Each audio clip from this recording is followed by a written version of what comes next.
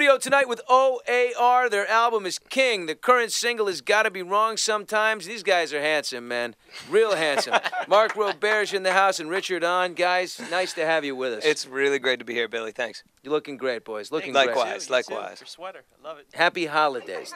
Happy My holidays. sweater. Yeah. Do you like this sweater? We do. All right, you'll have to BillyBushShow.com to see this sweater. I think it's like an old Jewish guy would wear this, having, you know, the tuna sandwich with his guys. down Depends the who's belly. wearing it, and you pull it off. You pull it off. How about the mesh shoes that I'm wearing with it? Do you Mesh like that shoes. too? You can't go wrong with mesh anything. I think. We call it Boca Fabulous. around Boca.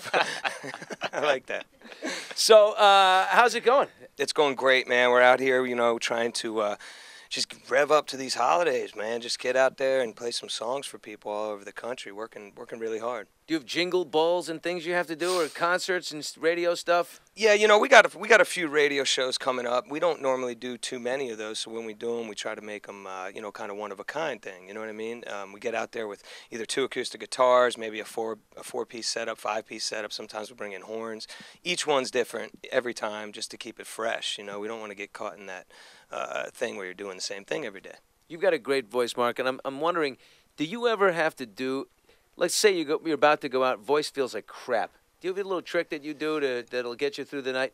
I'll tell you what. I've had one experience where we were in Pittsburgh, or playing at the baseball stadium, about 30,000 people. And I step up to the mic and my voice cuts out completely. Yeah, I had a little polyp that burst or something. And ever since that day, I've realized that this is something you have to take care of all the time. So I've honestly found water. I drink a ton of room temperature water. That's it. All day? I mean, that's it. consistent. All day when I'm working, and I can go and keep on playing. Other than that, I don't really use any medicines or anything like that. Richard, what do you want from Santa Claus this year? Oh, man. A new guitar. Yeah? Yeah. A new Wow, that was quick. He What'd was you get him really. Yeah, he was so I think prepared. he was talking to you. Yeah, he didn't even say, I don't need A new anything. I have guitar. everything I want. He's like, no, I want a sweater. guitar. Yeah, a guitar and a sweater.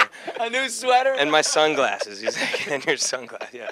Try my sunglasses on. Those are I nice, love this. man. Richard, Those these are guys look beautiful. good. Salt Optics. Yeah. I have a pair. You do? No one knows about them. It's like the independent. Yeah, my buddy owns Billy it. knows about him. My buddy Lance owns the company. Really? Play tennis with the guy. Lance, call me. Yeah. You How need to good get he some- looks in these things. Imagine, you look great in those. Imagine playing guitar in the show. And he should get these out to the Imagine it. rock and roll world. Let me Christmas tell you guitar, something. Christmas sunglasses. There's something to be Sweat. said about playing rock and roll with sunglasses on, because when we get to do a show or we get to wear our glasses, like if it's sunny, It changes everything. The confidence level goes from, everyone's looking at me to I don't care who's looking at me. Isn't that funny that a lead singer, a guy whose business it is to be looked at and loved and Yeah. even flashed on occasion, Yes. feels a little self-conscious with everybody looking at me? Well, I don't know if I feel perfectly confident. I just get super confident when I have my sunglasses on. Yeah.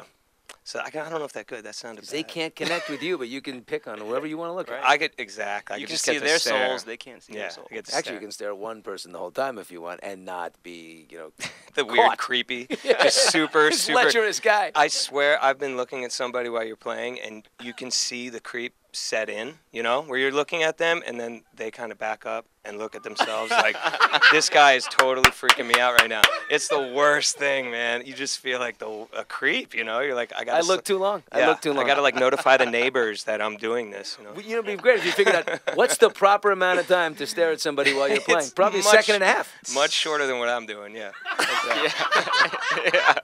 Okay, the greatest golfer in history and the greatest Olympian in history, both Ohio State alums. Yeah. Can you name them? Jack Nicklaus and Archie Griffin. Archie. You said don't it know. with confidence. Yeah, I know, but no. Jack Nicklaus, the Golden No. Bear for sure. And runner Yes. named everything at Ohio State Jesse after Owens. Owens. Jesse Owens it is, All gentlemen. the buildings. There Thank you you, go. thank you, Redemption. thank you. Thank you very much. Redemption. Archie Griffin. It's like a neighbor. Christmas is coming up. Do you know what you're getting? First of all, has your kid, like your little son, approached you, Marc, and said, Daddy, I want this, I want that? He's very specific about what he wants. I left for tour yesterday. I said, I'm going for a couple days. He looked at me and he pointed. He's a 2-year-old, and he said, 2 days. I said, well, maybe 3 or 4. He's like, no, 2 days. He knows what he wants. Then his mom says, well, what do you want him to bring back? I have to bring a gift every time I do a trip. So it's like, lollipop.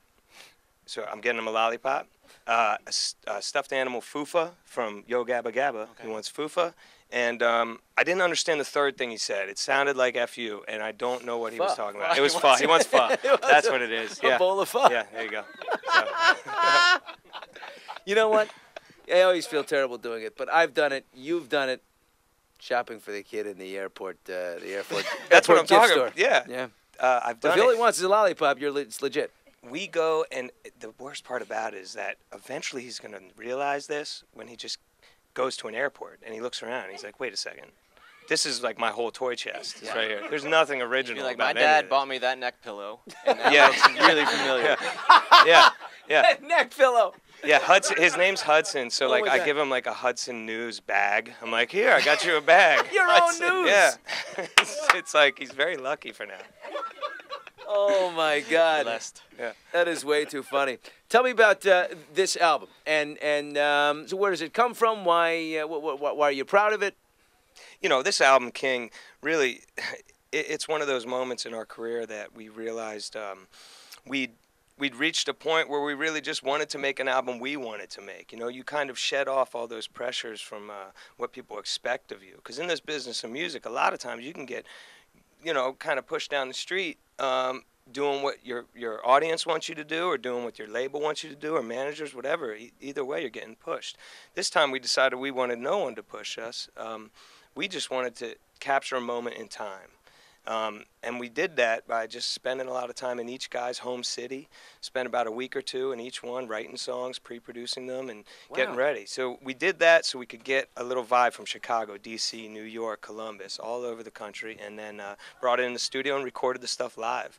And that's really what O.A.R. is all about, is kind of being confident and able to play your music live, because that's why you got into it. Yeah. So the songs reflect the places we'd been in the year, and the performances reflect what it is we do best. So you group together and you say, okay, what have we done? Where have we been? Yeah. Let's write our experiences down. You hang out hardcore together. Yeah, we spend morning till night in one guy's city, and just write songs. And you stay in some hotel together, and you're writing songs overnight. It was one of those experiences where every week we wanted to just completely involve ourselves with our music and not be distracted. What do you do when you hit a wall and you're like, oh man, I got nothing? No good. That happens often. Yeah. I'll tell you what, you call some of your friends who are really good at songs.